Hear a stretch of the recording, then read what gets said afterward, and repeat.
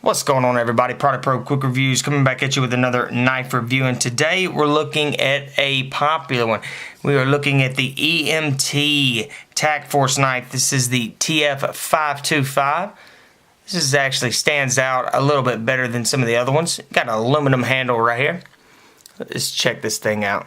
So right back here you got your glass breaker, your seatbelt cutter, got your trigger right there, your EMT right there in the middle.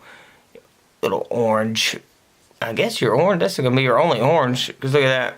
That kind of is really what throws it together to make it, you know, the EMT color, or the standard, I guess. So right here you got your dual thumb studs on it.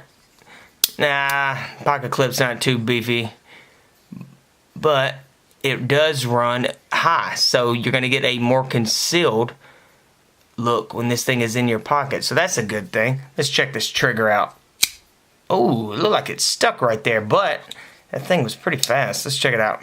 Yeah, there it goes. Boom. Standard drop point blade on it. Half serration, half straight right there. Got your EMS logo right there. tac-force up there at the top. Again, your dual thumb studs. Got a good little, well, you got a halfway decent little thumb ramp up there. No jimpings or anything. And then right here you've got your standard liner lock. Push that. That seemed to be pretty smooth. But guys, that's it. Just a quick review on this EMT knife by tac-force.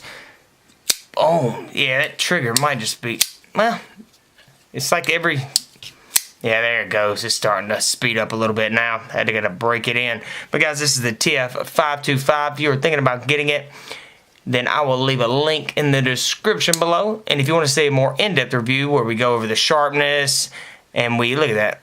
See, I guess I gotta break that sucker in, but it seems to be pretty fast. But anyway, we dive into the sharpness, the pocket, the measurements, things like that. Just be sure to go check us out at Product Probes, and I will see you guys in the next one.